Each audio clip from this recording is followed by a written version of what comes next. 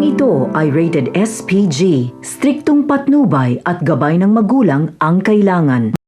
Matagumpay ngang nalusutan ng ating bida ang mga parak na humahabol sa kanila dahil na rin sa tulong ni Marcelo. Alam niya ang lahat ng pasikot-sikot sa lahat ng eskinita ng Quiapo. Nagawa pa nga na masisinitang gol si Marcelo kung bakit nagawa pa umano nilang uminom, gayong nakadamit pang preso pa sila at mga pugante na.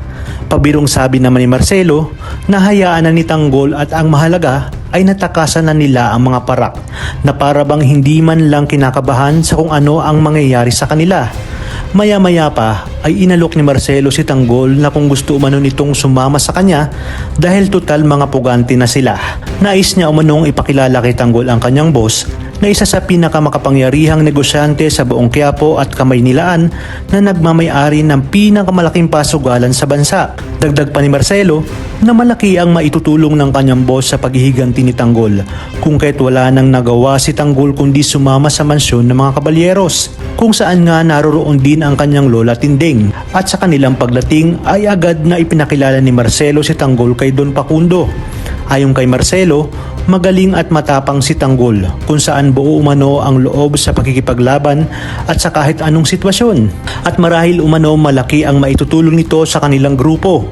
Agad na ipinaghanda ni Don Facundo sina Tanggol at Marcelo ng makakain kay Pasing na siya namang inutos ni Pasing kina Noy at Tinding. Dito na nga muling magkikita ang maglola kung saan pareho silang magkakagulatan. Nabigla si Tinding nang makita niya si Tanggol at tinanong kung bakit ito tumakas. Gayon din nga ang pagtataka ni Tanggol kung bakit nanilbihan itong katulong sa mga kabalyeros. Labis-labis ang pag-aalala ni Tinding sa ginawa ni Tanggol at tiyak umanong di na siya bubuhayin ng kanyang tatay Rigor sa oras na makita siya nito.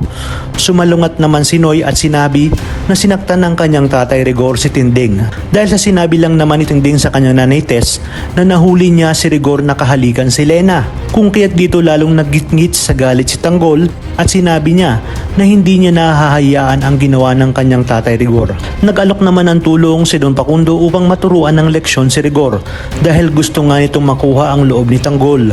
Ngunit ano kayang gagawin ni Tanggol sa oras na malaman niyang magkasosyo pala si Ramon at Don Facundo? Ang mga kabalyeros na kaya ang susi sa nalalapit na pagkikitang ng mag-ama